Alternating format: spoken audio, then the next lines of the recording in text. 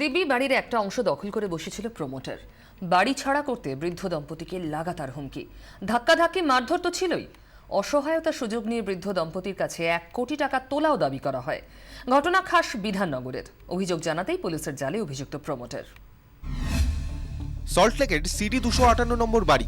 বাড়ির দোতলায় থাকেন প্রতিমা চৌধুরী ও তার স্বামী। একতলা ভাড়া দেন ওমপ্রকাশ গুপ্তাকে। চুক্তি অনুযায়ী 2010-এ ওমপ্রকাশের উঠে যাওয়ার কথা। অভিযোগ, সে সময় ওমপ্রকাশ বসিয়ে দিয়ে যায় তার ভাই সুরেশকে।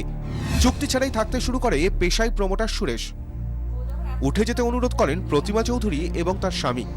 তখন অতটা পাত্তা দিনি, ভেবেছি কি এরা চলে যাবে, এদের তো কোনো লোকাল স্ট্যান্ডার্ড নেই যে এরা থাকবে কি করবে। ওদের বারবার শুধু বলি তোমরা চলে যাও এখান থেকে। তবে অত্যাচার চরমে ওঠে।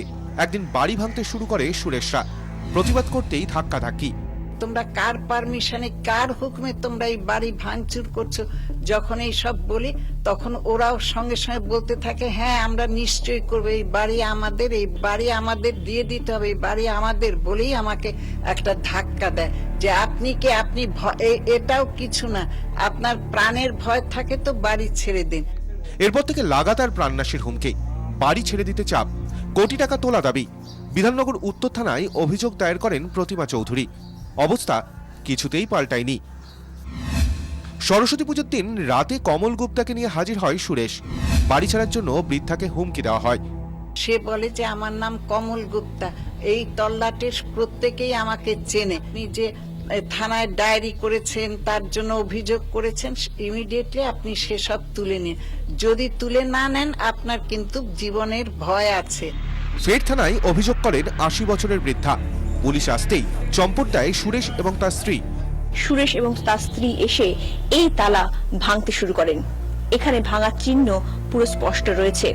বাইরের গেটের ছোট তালাতেই তারা ভেঙে ফেললেও এই তালা তারা ভাঙতে পারছিলেন না। তালার আওয়াজে শেষ পর্যন্ত সিকিউরিটি গার্ড খবর দেয় প্রতিমা দেবীকে। আর তখনই প্রতিমা দেবী পুলিশে জানান এবং পুলিশ এসে গ্রেফতার করে সুরেশকে। অভিযুক্তকে গ্রেফতারের পরও অবশ্য আতঙ্ক পিছু ছাড়ছে না বৃদ্ধ এবং বৃদ্ধার। আতঙ্কিত, we are very very scared. আমাদের মানে এখন খেতেও মনে মুখে কিছু রয়েছে না, আমাদের ঘুমও আসে না রাতের পর রাত, খালি ভাবি যে কি করব।